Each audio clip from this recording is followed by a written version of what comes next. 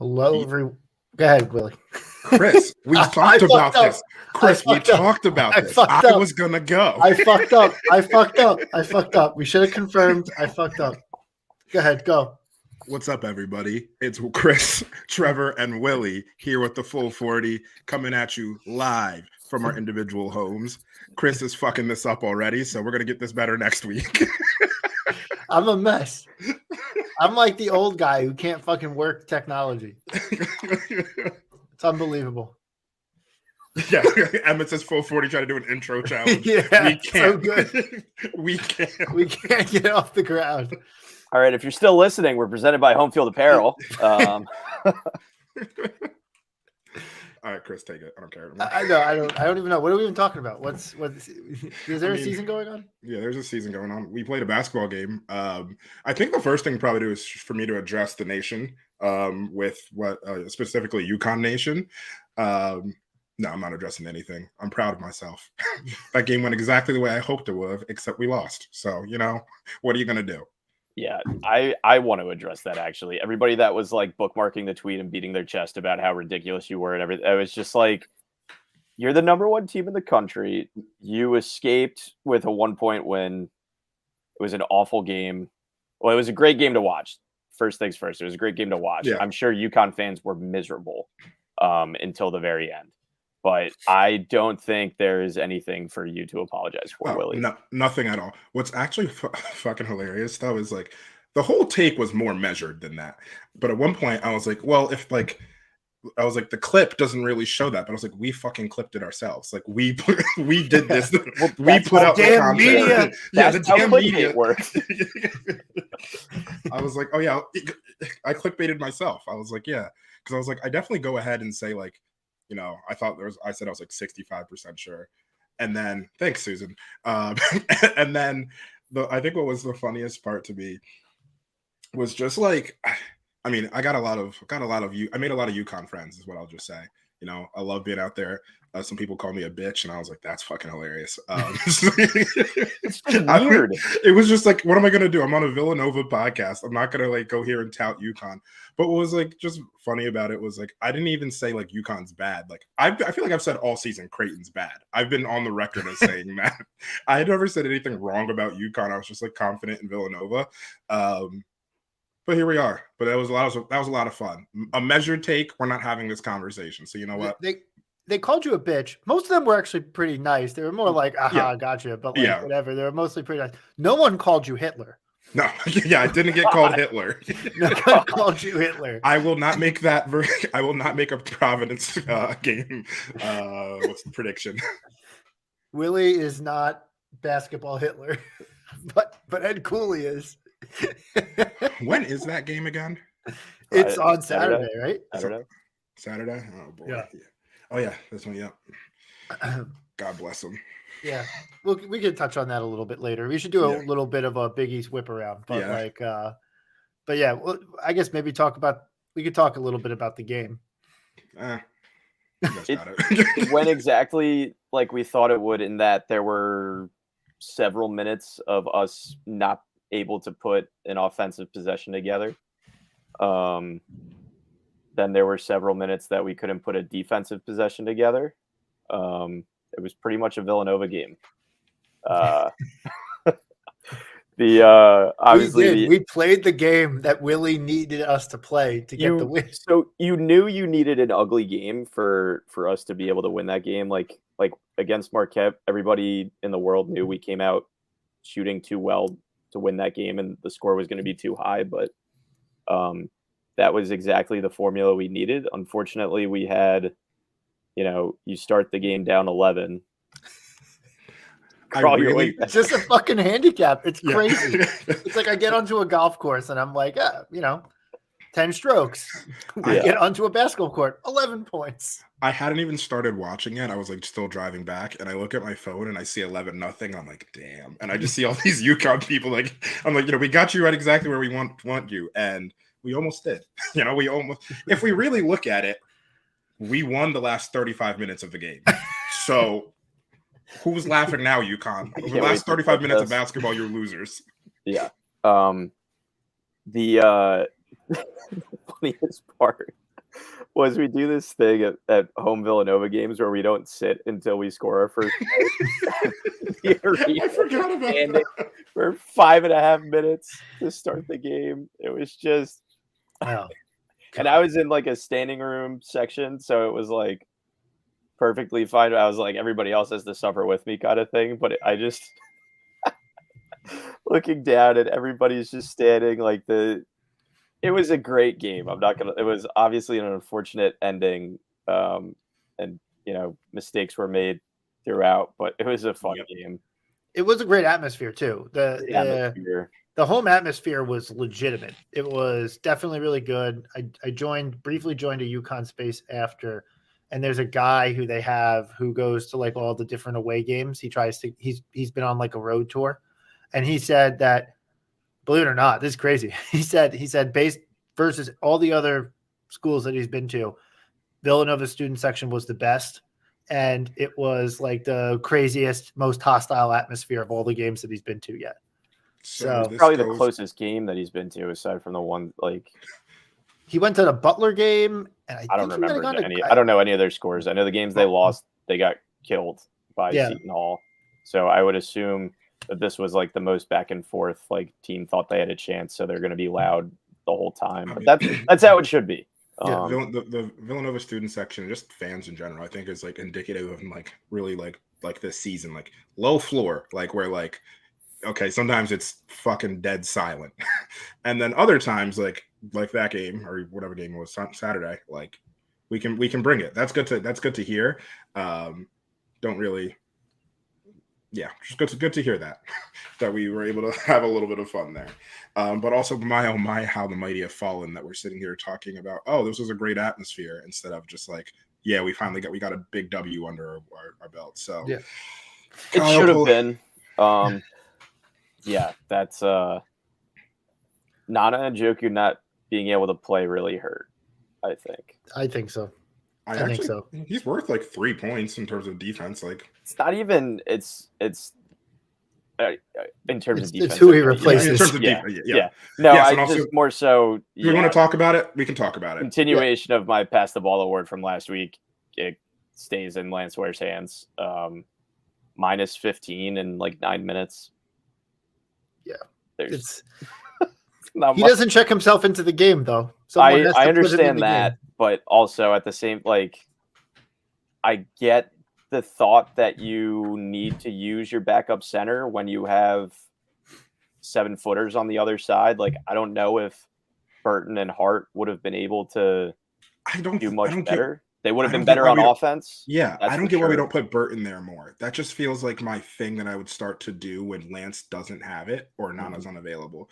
It's just like, fuck it, Burton, you're going there and we'll just see how it works. But at least offensively, it throws something different at them. Yeah, it does. It creates a different look where we go smaller. So like instead of trying to match someone you can't match, you try and create a different advantage, acknowledging the disadvantage. We're not going to beat you weren't going to beat Klingon and Samson Johnson and everyone by trying to beat Klingon and Samson Johnson. Like you had to throw something different at them. And plus we switch everything in front of the post all the time. Yeah. Like exactly. Yeah. We threw something out there. It was definitely different. That was the best devil's advocate I could muster. But I don't have much else other than he's tall. I don't know. Try it. Eric's tired or Eric has fouls. Yeah. Yeah. I feel like Neptune has to get to the point with where Jay got with Daryl Reynolds in the 2016 season. Okay. Daryl, we love Daryl, and he was an awesome component of the 2016-2017 year and had some really good games in the 2015-2016 year, but he was used really in spot minutes as the backup center, and it would just be to get Chef a little bit of a breather here and there. but like Reynolds was a little bit of a project when he was at school.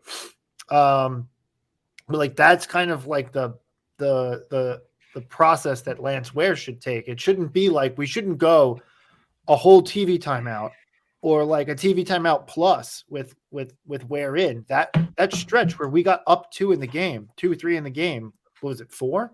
And he takes out Dixon and puts in Ware, and he Ware's in the game for like, I don't know, it felt like 5 minutes, but like that stretch was the game. We went back from up 4 to down 9. 8? I don't know. I think it was 9. I think we went up 4 to down 9. It was a 13-point swing. We had 2 11-0 runs put on us and 1 13-0 run, I believe. It was 4-9. Yep. It was 42-38. That substitution happens more or less. And yeah, then 51-42. Yeah. But if you don't count those runs, as you said from your friend, we win 61-35. 65 to 31 or some crazy shit like that. Absolutely insane. 7.5 minutes, 35-0, 32.5 minutes, 65-31. Oh God. If you hear me, UConn Nation, if you just don't count those 7.5 minutes, we beat you by 30. The full 32.5 minutes. But it's so the comments, the kill shot chart, which has been circulating Twitter for a few days, like we knew it was bad. We didn't. Seeing it on a chart hurts. Seeing it on a chart is just personal. Like, yeah, we are we're setting new heights to metrics here this season, not in a good way. I was like interested, and I might try to do my own research on it at some point, but like historically, where does that fall at? Like, because it feels absurd that like just historically where that's at. It feels like whatever top 75, just to be clear. It feels like the opposite of whatever the 2018 team was doing. Like if this team played the 2018 team night in and night out, it'd just be like the opposite ends of the spectrum. If this team played 2018, I've said this before. 2018 was actually like the meanest Villanova team we've ever had. Like they were just not actually nice, but they were nice. They probably win by like 48. 48, yeah, easily. 18 does to this team what this team does to DePaul, is what I'm hearing. yeah. Head coachless DePaul. But there would be still 20 minutes in that game where this year's team beats the 2018 team. Exactly. The other 20 minutes, it'd be down 60-0. But just to explain to people who might not have seen it, Evan Mayakawa, who's a big stat nerd on thing, and I say nerd in like the kindest terms. Like Chris is a nerd; he's allowed to call people a nerd. That's right. He has great websites. Great, he puts out great all different types of like nuanced ways to digest data from college basketball. And his thing called a kill shot, and a kill shot is defined as a 10-0 run. And he tracks who goes on offensive kill shots, who goes on defensive kill shots. We, in the top 75 of college basketball, by a large margin, give up the most kill shots. So, like, when you think, like, oh, we give up these 10-0 runs just, like, breathlessly, and it feels like it happens a lot. Statistically, we do, and it's more than everybody else by a lot. Like, really bad. And so our inability to score, which was something that was like in spurts, which was something that was true last year, and it's more true this year, is statistically proven to be accurate. So if you feel that way, you're backed by science. So like that's just the description of what was going on. That was the game. It was those three. It was those 3 kill shots. Yeah. And it was the two more plays, which I gotta be honest with you, that's on him. Yeah, the second they call the first one, you can't do it again, even if the first one I thought was a flop. Yes, Justin puts his hand back there, and that helps the ref make the easier call. And I don't think he really made contact with him, and the dude just sold it. But once he makes that first call, you cannot go for it again. Yeah, the worst part about this, he was beyond the guy in the second one. He didn't even need to throw his arm. Yeah. It's also just when we spoke about this, like, we do this every fucking game, and every game we have to come back from this, and it's just like, heck, maybe just it's a 6-0 run, you know, and then we. I don't know, Kyle, a hard foul, a timeout. I don't know what we need to do to change this, but like something, because it's just like we are putting ourselves behind the 8 ball every single time. And like this UConn game, I felt like it. Marquette, I felt like it. I don't even remember whatever. Like those are the most two recent ones. St. John's. St. John's. St. John's is probably even a better example. Where like we put ourselves behind the 8 ball. We work our ass off to get there. We get tied or we get within 1. And then, of course, like the other team adjusts, makes the adjustment, starts making baskets.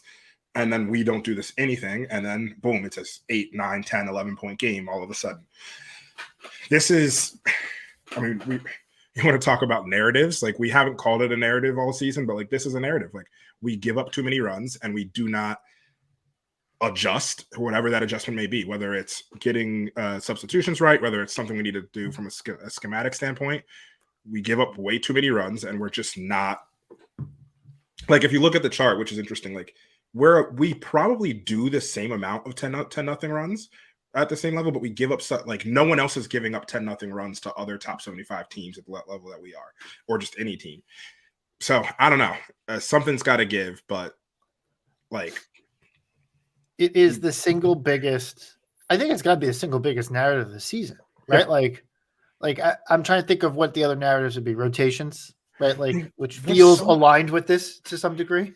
What's so interesting to me is like, if you feel like I just like, even without looking at this, it's interesting because it's not that I think the defense is doing anything wrong necessarily.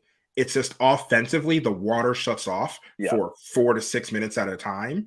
And like, and most teams can score points in a 4 to 6 minute stretch. Most teams can score 10 points in 6 minutes. Like, I would be curious to know like how many of these are stretched over like a 3+ minute span. Like, I don't think a lot of these are instant blitzkrieg. Like, okay, 4 straight threes and we're down all of a sudden. It's Marquette just that was, but Marquette was, but like not many of these are like this. Like, what was it? UConn didn't score for like 5 minutes and we still were down 5 or whatever it was. I can't remember whatever happened, but like, that's just I mean, if we make the tournament, that's just going to be like the number one thing every talking head talks about. It's like Villanova will give up a run. The question is like, do they have the lead when they give up the run? And are they able to hold once they do give up the run? It's just, at this stage, you got to build it in. And it's not weird. One run, several runs. Yes, yes, several runs. It's so weird because it's like the team fights, right? Like it's fights their ass off. Fight, but why did you have to let it get there to begin with? But like, it is funny because like it's something that I don't know if you can even fix it, but like if it were to be fixed, it's something where like, hey, sometimes weird shit happens, and especially in a tournament single elimination setting where like a team's going to throw up a run on you. If you talk about attitude, right? Like, and you could like actually have the experience in real games dealing with it, it probably does become a little bit easier to like manage back into a game after you've given up a run. They just need to not have it happen 3 times a game. It needs to be like once. If it went to overtime, it was going to be 4 times. So, I mean, the other thing too is I get Neptune not wanting to call his first timeout within the first like 4 minutes of the game. Like within the first TV timeout, I get not wanting to call timeout. I was begging for it. But yeah, like aside from that, he needed to have called time. He did call timeout the second one. And then the third one, I think we just hit a TV timeout naturally. Yeah, but like you see some of the best coaches in the NBA, like the start of the second half, like the first 2 possessions don't go their way and they call a timeout like 44 seconds into the second half. And it's like, okay, yeah, we just talked about this. this is me showing you that this isn't, like people do it. Great coaches do it. Neptune, I get wanting to hang on to your timeouts, but certain point when you're down 4 with 3 seconds left, like what good is another timeout? Yeah, it's frustrating. So interestingly enough, aside from that, I actually thought Kyle had a nice game. other than the problems that we can't fix seemingly this season, I thought it was a great game. Like I said, I had a ton of fun. You guys were seated below me. You and Brian, you looked like you had a great time from my vantage point. Yeah, it was a fun game, fun environment. I felt like I was doing my tax. I could have done my taxes at the last game I went to because of how quiet it was. But that was a fun, loud environment. It was full early. Yeah. Even going back to when I was a student, like Wells Fargo games would never fill up before tip-off just because everybody would still be outside or at Xfinity. But I think everybody kind of realized the moment and what this game was going to be, and they filled up the section, and it was a great environment. Just came up a little short. There was a few things that I want to point out to the positive side. I don't want to be overly optimistic guy here, but I know we still had the same exact spurts of not scoring and whatever. But there were certain things that I felt like we were doing offensively that I liked. When Hausen was in the game, we've been better with Hausen for since New Year's, roughly. It's just in how we manage him, even if he doesn't score. And he was good in this game, running around constantly, which was getting defenders to chase him. And they had the right scout on him. They were on him like white on right. He could not get a shot up. I think did he shoot once, maybe twice the whole game? Twice, I think. Yeah. But couldn't get an inch of daylight. But that's fine. That's actually still a positive thing when he has to draw a defender that far away from the hoop and has to bring him that far out. Like, it creates room for the other guys on the team to operate. That's good. Like, he has extreme shooting gravity, and people you have to stay attached to him. Like, we haven't done this as much as I would like to see it, but Dixon gets doubled in the post every single time he gets the ball. But when Hausen's on the same side as Dixon, Hausen should be on the same side of him every single set. Because you can't double Dixon, because the second you do that, Dixon will kick it back out, and Hausen is getting an open three, which you don't want. We need to scheme that more in. Anytime Dixon gets doubled and Hausen's on the floor and he's not on the same side as Dixon, I'm screaming at my TV because I'm like, he needs to be same side all the time. We made some good adjustments when whenever Dixon gets doubled the first time, he almost always coughs it up. Mm-hmm. But we made good adjustments. I remember one specific play. It was beautiful, Villanova basketball. Dixon gets the ball down in the post, and the double comes. He immediately kicks it out, whip around, got it to the opposite side of the court, open three, and banged it home. That was pretty basketball. That's the type of thing that we need to be doing, because if they're going to double Dixon, that's how you got to attack it. We made that adjustment, and it caused UConn to have to shift their defense. So when I say there were some really positive things that I saw during the game, I also I feel like sometimes when we go on those stretches where we don't score, it's because we're just playing garbage offense. Mm-hmm. I felt in this game, we just weren't shooting well or weren't scoring. I don't know how to say it better than that. Some of it was we didn't want to go inside on Klingon because we knew we'd get blocked. Some of it was that. So there were some unfortunate decisions, but I did feel like we were getting into our offense better than I expected to in this game. And UConn's pretty damn good defensively. So I thought, so I'm just calling it out as somewhat of a positive. The other side of the positive is defensively. I thought we were really solid. I thought we were very connected, communicated really well on the switches. Yep. UConn runs a ton of shit. They run so much complicated action at us, and I thought we game planned for it well, and I thought we were on top of it well. Just from that perspective, if we can carry that forward, I have a little bit of room from a basketball perspective for some optimism, a little bit. I'm gonna go. Yeah, I mean, I agree with that. I mean, our next 2 games are gonna kind of, I was like, dictate the season. Like, I'll just kind of call it out. Like, these next 2 games between St. John's and Butler, like, I'll add 3 and just add Marquette. Yeah, Marquette, yeah.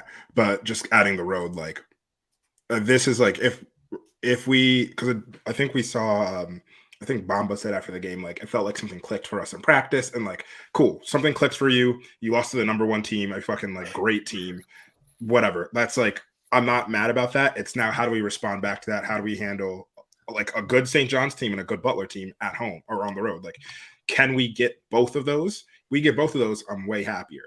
This just also gets to the thing of like, I'm going to go back to this. This is why non-conference games matter and why we can't lose to Drexel and Penn and should have closed. Drexel's turning into a quad 1 win. I don't know what you're quad 1 loss. Legit. I don't know. Drexel is really good.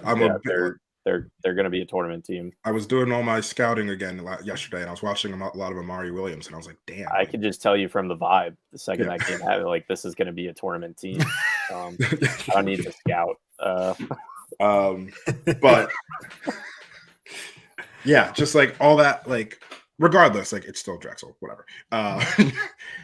You like those wins, just like, that's 3 wins that we should have, and we should be 14-4. And then you're like, all right, whatever. Like, you could lose all 5 of these games, and it doesn't really matter. But here we are. Want to watch me do it? Yeah, because all right, bet. Yeah, don't do that. Yeah, I don't know. It's a key.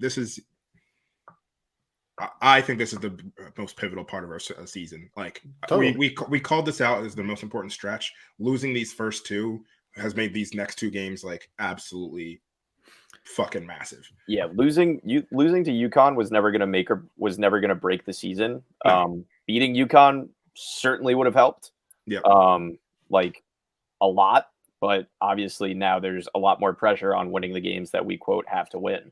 You're not always supposed to beat the number 1 team in the country. That's like how that works. That's why everybody thought Willie was crazy, and that's why people were making fun of him for saying that we were going to beat them. And even though they were so right, and Willie was just completely wrong, that would have gone a long way. But again, now it goes back to, you have to take care of business at St. John's because we got punked at home. You have to beat Butler on their checkered student section night, which I think is going to look really cool. What does that mean? They did a seating map, and they said if you're sitting in this section, wear a blue shirt. If you're sitting in this section, wear a white shirt. So Hinkle will be like a checkerboard. Cool. So I think that'll be aesthetically pleasing. But we also wear blue and white, so kind of playing yourselves, Butler. Yeah. So does every other team in the conference. I know, exactly. But yeah, now I kind of consider these must-win games. So I say it's must that we get 2 of the next 3. Yeah, we got to get challenge Kyle Neptune 16 straight. Show us. Can you win 16 straight games? Yeah. I don't even think that gets us to the title, actually. But like, regardless, I'll take 16 straight wins no matter what, no matter where it takes us. After the 2018 Big East tournament semifinal or opener, I can't remember what it was, and I unlike me, I had a few beverages after the game. I was talking with friends. I was like, we're gonna win the next, whatever straight, and I said like one more than what would have been a national championship. And then we did the math the next day. And they were like, that would take you to like the home opener next year. I was like, yeah, we're going to beat, Quinnipiac by 30 when we do it, like whatever it was. So make it 16 or 17 straight. And then we can punk Drexel when we start as a Big 6 next year. We don't want that. We don't want that. I just did the math. 16 straight would take us. We'd win the Big East final, which means we'd lose the opening round of the NCAA tournament. No, that's so like Georgetown. Yeah, it'd be like a 3-14 game that we like. Yeah. Nope. Don't want that. Yeah, 20 straight. 20 yeah, straight. There we go. 20 straight. Yeah, 20 straight's good. What was I going to say? Yeah, I think it does put pressure on the next 3 for sure. I mean, we talked about it beforehand. We had to go 2 and 3 in this stretch. as a hold serve thing. St. John's is desperate. They're going to be very desperate because they're also mired in a little bit of a losing streak. We're kind of in the same place we were when we played them. Like both programs are in the same place we were when we played them 2 weeks ago. Yeah, neither of them have advanced. Like we got bitched by Marquette. They got bitched by Seton Hall. They lost by 1 to Creighton. They lost by 1 to Creighton, and they lost by 1 to Marquette. I was going to say. So they played Marquette tough on their home floor, held the lead most of the game, and then lost by 1. So and they really struggled with Seton Hall when Pitino was out with COVID. So they have not advanced their season really after beating us. So they're desperate too. So they've lost 3 straight. We've lost 3 of 4, and the one is now head coachless DePaul. So it is. I mean, both teams are coming into this game feeling like it's a must win on Wednesday night, which is going to be difficult. And we have to flip the script because we got punked by them in our own building last time, straight up. That was an ugly showing the last time out. We gave up an early lead and never got back into that game. So we had to find a way to slow them down. It was Marquette and St. John's, same story. We didn't slow the game down. We didn't do what we do, as they like to say, but like we didn't do what we do. We did what we do versus UConn. Didn't come away with the win, but we did that there. So, but we have to find a way to make that game a rock fight in the Garden on Wednesday night. And like I think getting into that, this is probably a good chance for our break before we start talking about St. John's and Butler. Yep. Brian, do your thing. Do the thing, Brian.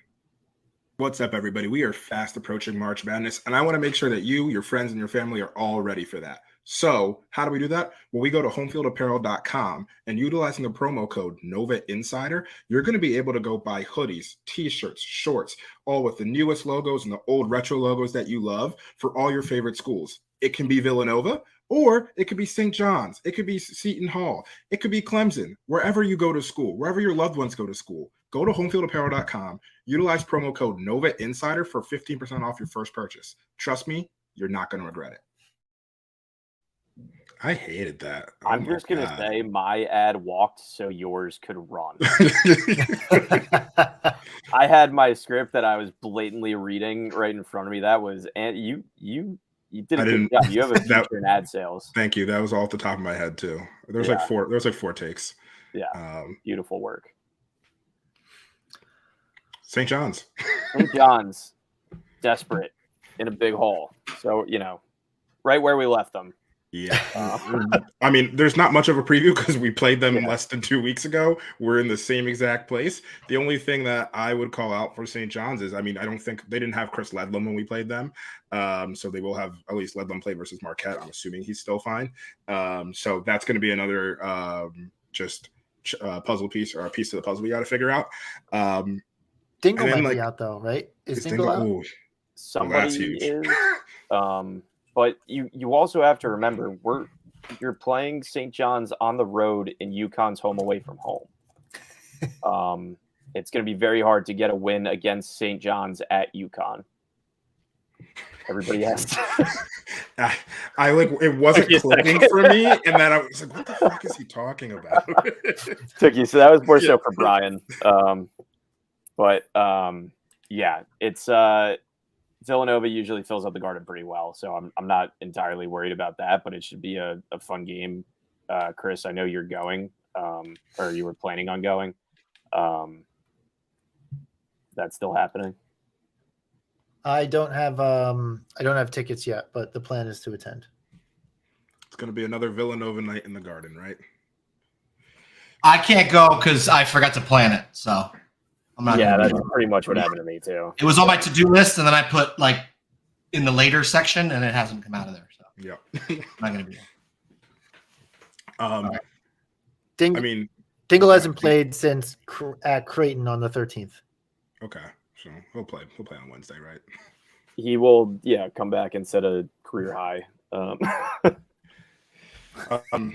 The only other thing, like with St. John's, that I want to talk about is like the floor and the uniform combo going back to like the early 2000s, whatever, the like with the horse that they had for the Marquette game, elite. They need to just make I was a fan of that. It looks cool. That just needs to be them the whole season. I don't know.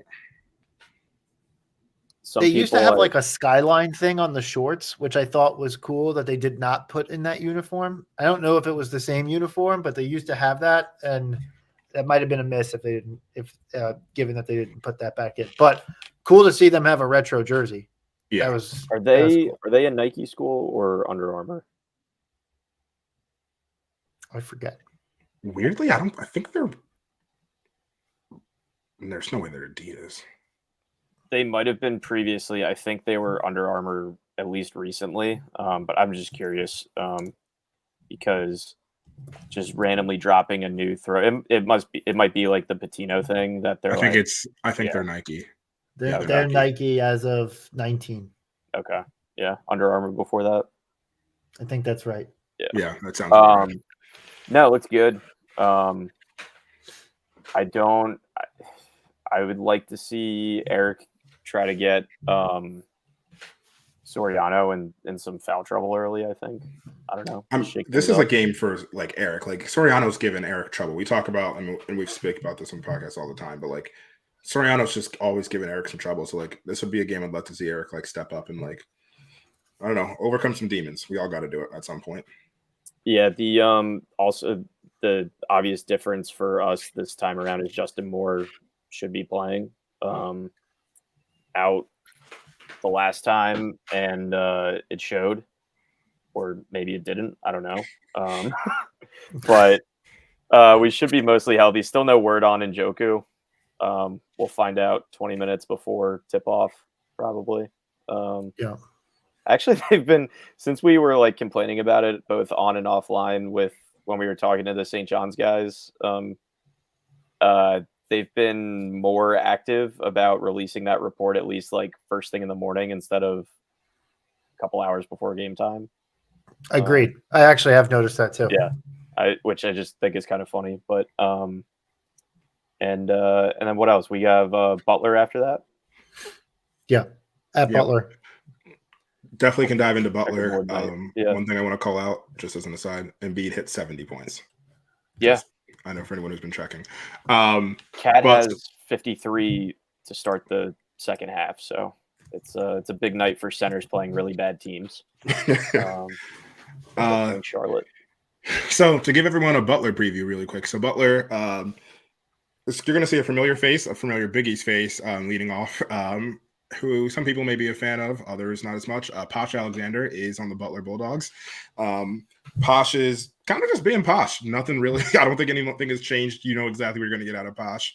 The two people I really like on the Butler team, we spoke about this with Fanta, and Fanta called both of these out as both of them out as underrated players. It's Pierre Brooks and Jamil Telfort. Pierre Brooks they're both wings, both about 6'6", 6'7". Both are shooting very well, or shooting like from the floor well, I would say overall. Telfort gets the line a good amount. Brooks is a really good shooter. Telfort is kind of under, or I would say below average. That's the word. Both are transfers. Pierre Brooks is transferred from Michigan State, and Telfort has transferred from Northeastern. So both big wings who like do a lot of different things. Brooks is more of a shooter. Telfort's more of kind of like the connective, does a little bit of everything. He's going to rebound the ball. He'll pass it piece. Neither of them are like plus athletes, but they should be fine matchups for us. Like we should be able to get match up. We're like, as we said, we're a really long team. They also have a couple big men in Jalen Thomas and Andre Screen. I'm actually not really familiar with Screen at all. But Jalen Thomas, another big man, does a pretty good job. 6'10", really good at blocking, protecting the rim. Thomas was on the team last year as well. And then there's a bunch of other ancillary pieces. I know he's probably going to be pissed off that I called him an ancillary piece, but like DJ Davis is more than an ancillary piece. He's their other guard. the good thing about their guards is they are undersized guards. We're dealing with 6'1" and 6 foot, so our traditional way of posting up guards and having Justin back should be good for that. But we know Posh knows how to handle that, and then DJ Davis. Yeah, we'll see how he's able to handle it as he goes into it. Fun fact about DJ Davis, he's shooting 97% from the free throw line. But he also is a transfer from where is he transfer from? I don't remember. Oh, UC Irvine. So another just new person in the Big East. It'll be interesting to see how we match up with him. He's really dynamic with the ball in his hands. And then there's a bunch of deep bench people that, like, if they are making a huge impact in this game, we're probably screwed in any way, shape, or form. So if Landon Moore or Connor Turnbull are like doing stuff to us, like, we're in trouble. So are we going to get loquacious again? Is that the name of the guy? That's Lukocious. Yeah. Lukocious or whatever his name is. I don't know. He's not on the team anymore, right? No, he's not. Yeah. I don't know where he is, but he's definitely on the team. I don't know, but he's got his career high against us to fall back on. And then obviously I'd say the number one. I mean, like, this is a senior laden Butler team. Like, if I'm looking at it right now, we're looking at 5 seniors in the rotation, a junior, and then there's like a couple freshmen and sophomores. But, like, they're old, they're gonna be smart, and we're playing in Witchcraft Central Hinkle Fieldhouse, so like, we know some fuckery's about to happen. They're preparing their spell early. Yeah. People what shirts to wear to be able to summon the spirits. So what's the guy's name from Hoosiers?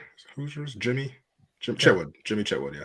They play a little bit faster than Butler years of old. I think they're around 150 in tempo. So, like, Butler always used to be like a really slower, drag them out team. We have to be careful with that because we've now played a couple teams that like to play a little bit more up tempo, and we tend to get dragged into that with them.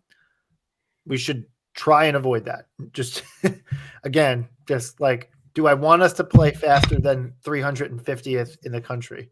Yes. Do I want us to play 150th tempo? No. Yeah. They are, I mean, Georgetown and DePaul are by far the worst defensive teams in the conference, but Butler is pretty far away from them, but pretty far away from everybody else too, to the negative. They're around 100th ranked in terms of defense. So we should be able to score here. So like that, those are just 2 style points that I'll point out. And then I know you called out some of the players. Brooks and DJ Davis do a lion's share of the shooting from 3-point range. They're like an okay 3-point shooting team. Brooks is very good. We actually, if you remember, we put Pierre Brooks. I don't know what he did versus us, but when we played Michigan State, I'm gonna look up how he did versus us. I don't remember what he did, but we did play him when we played Michigan State last year. Butler has also been in a little bit of they've been in a little mini funk. They beat DePaul and they beat Marquette. Like, interestingly enough, they beat Marquette right before we played them. Well, that was when Jones tore his ACL. Yeah. So kind of a fluky game. But then they lost to Seton Hall in a really fun. That was a really fun game. They played versus Seton Hall, and they got beat up pretty good versus Xavier before pseudo handling DePaul. They only beat DePaul by 14, which doesn't seem good. So they've been in a little bit of a funk. I'll call them middle of the standings. Yeah. So this Butler team is a lot better than advertised coming into the season, but it's still a game that, like, you got to get one of the next 2. We talked about, we keep saying, you got to get 2 of the next 3, got to get one of the next 2. Yeah. And it's interesting. I was just looking at the Ken Pom predictions. Ken Pom has us losing to St. John 74-72, has us beating Butler 73-72, and has us beating Marquette 72-71. So, like, the next 3 games are 3 points in the next 3 games. We're golden.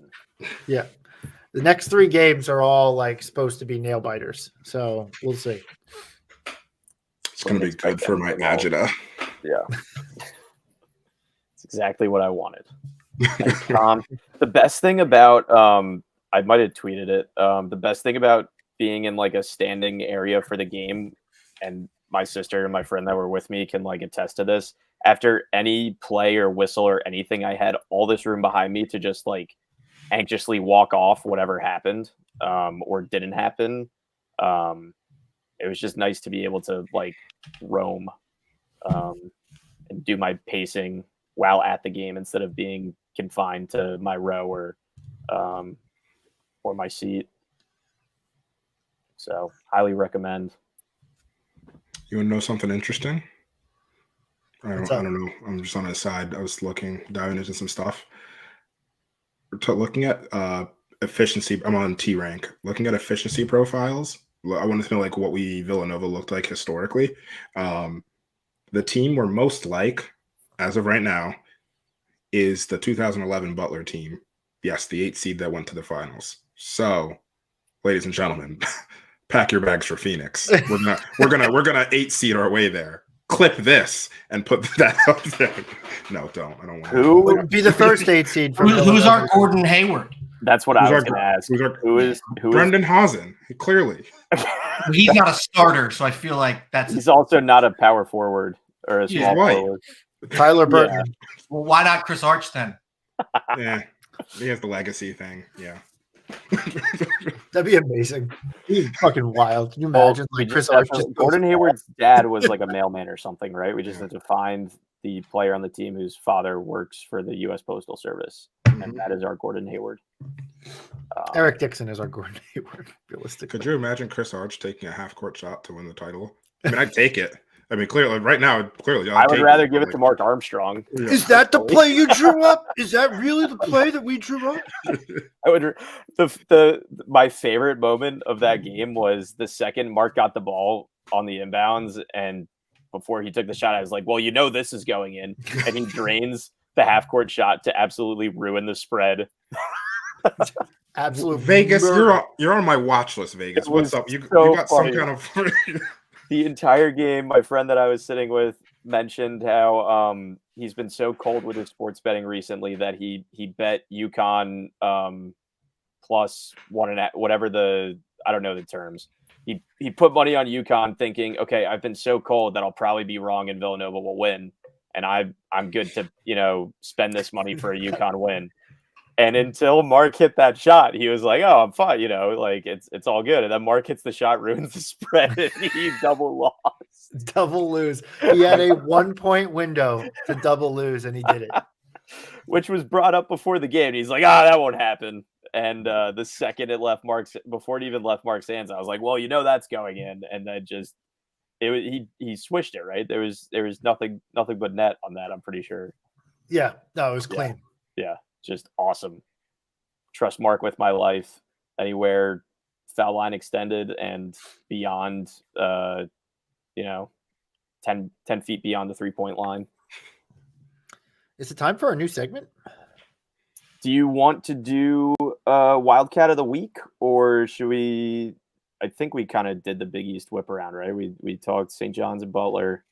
Ed Cooley's going to have the worst weekend of his life. Yeah, we should probably talk about Cooley. Yeah, we kind of hit on that. Yeah. All right, let's hit that real quick. I was going to say one thing, just even not about Cooley. I was looking at the Big East standings. I love the Big East. It's so good. I'm so happy we're a part. I'm so happy we're a part of this. Just shout out to Val, doing a really good job. Shout out to all the programs. Even you, Georgetown. We're giving you a shout out. DePaul. DePaul. They fired their coach. Yeah. Which mid-season firing we spoke about, like that doesn't really happen. Yeah. Like that's how bad it is. Like there are people who have active investigations who are still held as the coach of the team.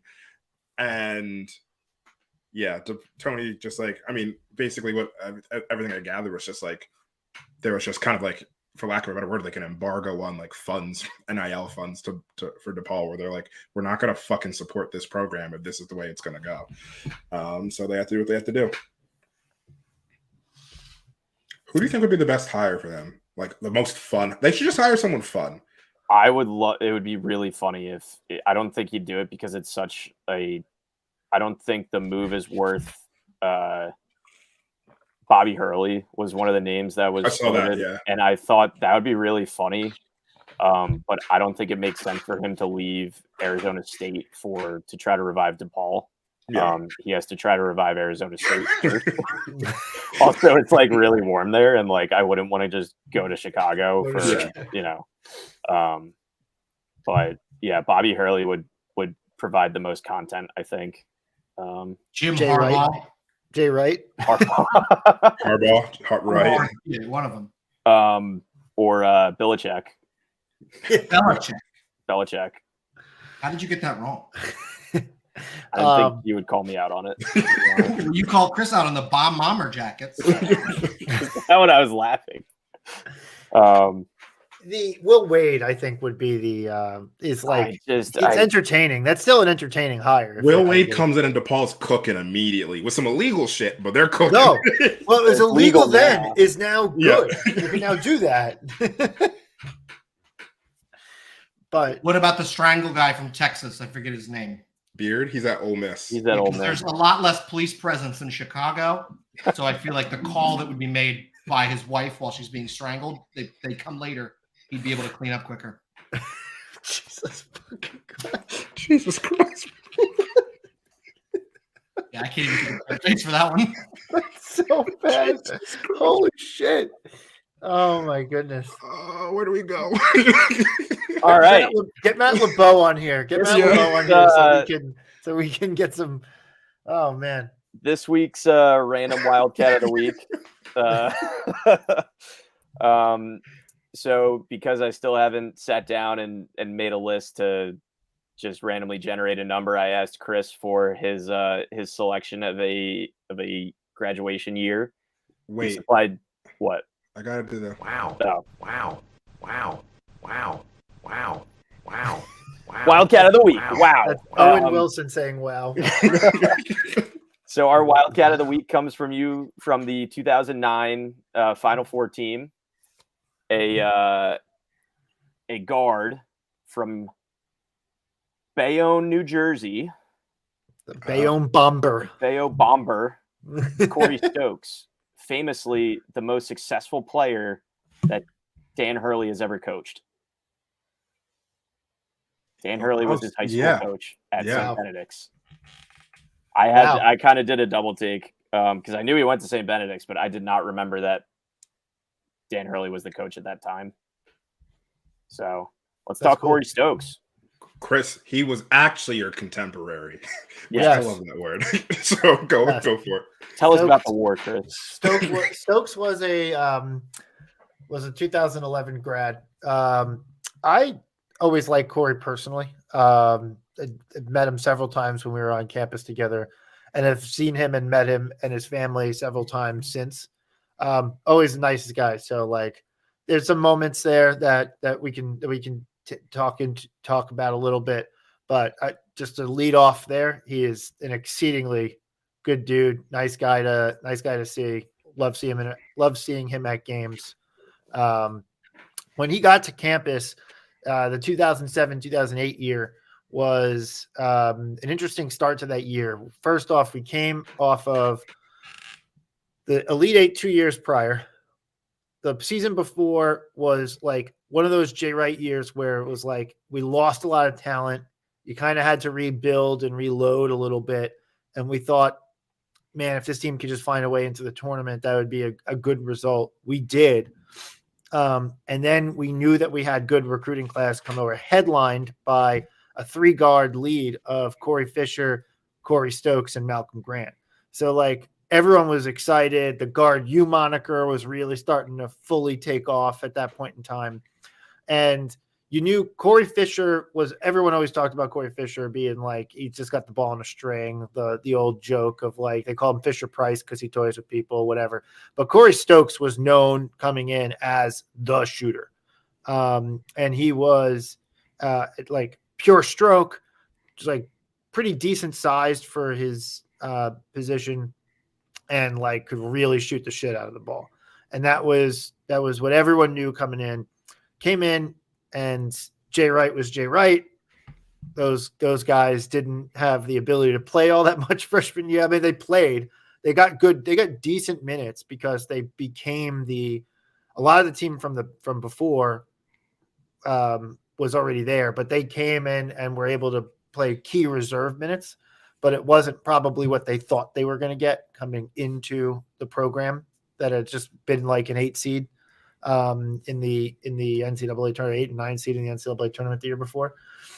Stokes was like solid, but like I don't think he ever really fully lived up to the shooting thing until a little bit later in his career. I'm not looking at the stats, so if you guys want to check me on this, you can. But I felt like his freshman year was a little bit rough, but like eventually it evened out where he was like shooting 38%. He's 6th all time in Villanova 3-point field goals for Villanova. Yeah, players. He lived up to the moniker by the end of his career. Yeah. He lived up to the moniker. For sure, like the Bayonne Bomber, right? Like he's a hell of a 3-point shooter. It was a rough start though. That year was interesting because that for his freshman year was just like was brutal. We took a couple losses early in that season, and then later on we won a 5-game losing streak right in the heart of conference play, capped off by a loss to St. Joe's when we still played that game late. And then we went on a run to the Sweet 16 as like the last team in the tournament. We won a 12-5 game. You put up 18 on UConn. Yep. And then 08-09 year we went to the Final Four. And then that 10 year was really good until the very end. And the 11 year had a really good start too. So I'm trying to think of like some key moments for Stokes. I remember we played Marquette my senior year. So he was sophomore, my senior year. And it was coming down the stretch. Marquette was good.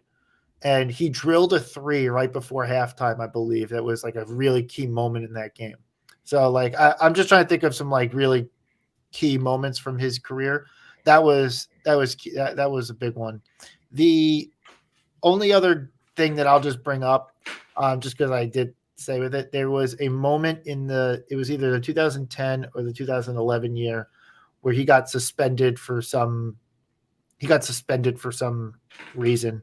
I forget some of the detail. It might have been like he was out of Kelly's and then I don't know. Like before or after a loss to Kansas State. But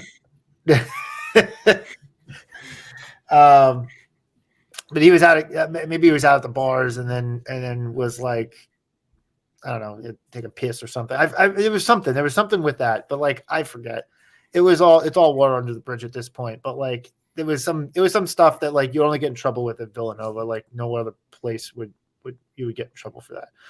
But like I really liked Stokes. I thought he was a good guy. He's a very loyal supporter of the program. And you still see him at games and stuff like that all the time. So love seeing him out. Great guy. Yeah, he was one of those ones I would see around even around campus. Just when I was there, he would still be there. Like I caught him on the R5 a couple of times. I mean, just elite shooter. And obviously it started slow, which I think for a lot of freshmen can kind of go that way. But one of those unsung players from that era that like I think unsung, because you have the idea of like it's at least the way I've always viewed it is like, yeah, you have Scotty, you had like Dante, you had Dwayne, and then you had like the Coreys, but it was never like when you always thought about it, you always go to Fisher. You always thought about Fisher, yep. But like Stokes was one of the great 3-point shooters, a great Villanova basketball player, and just like, I mean, yeah, just like a really like key piece for a Final Four team and for teams that had college game day. TBT to that. I don't think he played in that game, but yeah, he was hurt for a lot of his senior year, I think. Yeah, he was definitely like nagging injuries or suspended, I guess. I don't know. You tell me, Chris. The thing is, I was right. It was February of 2010. Yeah. But I don't know if I actually don't know if he got suspended. Yeah, I know. I was just making a joke. Big East fans get really angry if you start spreading rumors about basketball teams, whether there's truth behind them or not. Just another shot at Georgetown and Providence fans tonight. But yeah, I don't have too much more to add. Like I said, that was early on in my fandom with the team. He was just usually, like Willie said, the other Corey. But you look at his body of work, being able to contribute as a freshman and a sophomore on those really successful teams. Yep. And then, we all know what kind of happened in general after that. But yeah, it was a nice pick, if I do say so myself, as the one who picked him. I thought it was funny again that Dan Hurley was his high school coach, and that he was teammates with J.R. Smith. He could have like a really good 6 degrees of separation kind of thing. Ooh, with who? Test me. I want to see if I can get this. I mean, he was high school teammates with J.R. Smith, so you can get a lot of places with that. Famous college golfer, so you kind of go from there to like Tiger Woods. Yeah, you easily get to Tiger Woods. Not a big timeout guy either. Big soup fan. Yeah. Yeah. The other thing I wanted to call out, just is not like for we had recruit rankings coming out, or not just the updated recruiting rankings. Couple of like big changes came across it. The biggest one was Josiah Mosley, our forward from Stony Point High School in Texas. I can't remember what high school it is, whatever it is. Jumped up 61 spots. Just so basically, like for like anyone who's like, it's not that. Well, it kind of is that, but like it's not like, oh, all of a sudden he's 61 places better, but it's just like as people evaluate more, as he improves as well, they kind of readjust the rankings. So that there was a jump for him. Malcolm Thomas entered in the rankings for the first time, and then Matt Hodge, I can't remember where he ended up falling in the rankings. He also he also rose. I just can't remember to what spot he went in the rankings, but in the 247 top 150, which 247 is now like, if you're looking for basketball rankings, like you go there, like ESPN's stopped putting money behind that. But yeah, Matt Hodge, who's from Jersey, also went up to, I think it's like 60 something as well. I love that we're saying he's from New Jersey. He's from Belgium. It's a Central Jersey kid specifically. It's a Central Jersey guy. Corey Stokes is a North Jersey guy. But yeah, and then just out of curiosity, Willie, where's Thomas Sorber on the rankings? I'm just for my own curiosity. Nothing else. No ulterior motives. Yeah, I'll let you know once I've. Yeah, I know you wouldn't have that one off the top of your head. I just again. Yeah, there's no rumors here. It's just my memory wasn't too bad, by the way, on the Corey Stokes Marquette game. I was just like, that was real, like grandpa talking about the war and having a flashback. Yeah. It was a 2-point. It was a 2-point win, but it was a 2-point score. But he got it it was pretty close to the buzzer at the end of the half, and it put us up 5 at halftime, and then we absolutely fucking clobbered them in the second half. We won that game 102-84.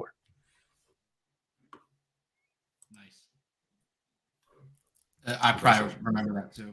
I don't know how many 100-point games we've had. 7. We had 2 back-to-back that year. Syracuse and Marquette. We put up 102 each, right back to back. I didn't know that. I don't know if we've ever done that before.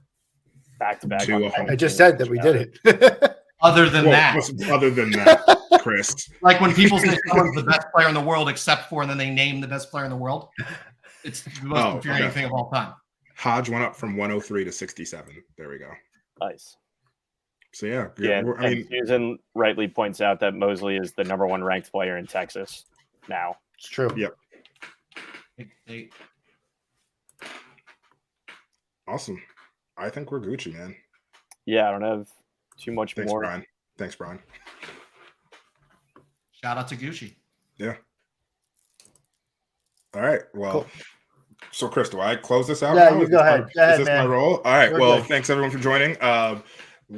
We will be back next Monday. Should be the same time next Monday, where we're going to recap what happened over the weekend with St. John's and Butler, and then we're going to preview Marquette, and I think we have Providence as well on that Sunday. So we'll talk about those. Maybe we'll get a little bit of a heart monitor, because if I'm not mistaken, All-Star selection should be coming out, and Jalen Brunson should be an All-Star starter. We'll see if he is, but They should announce it. They might announce it the next Thursday, actually, but we'll see.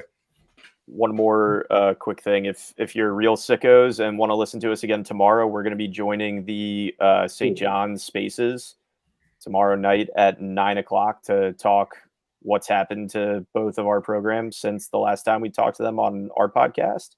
That'll be his Spaces on Twitter around 9:00 tomorrow. Awesome. Well, thanks everybody. And as always, let's go Nova.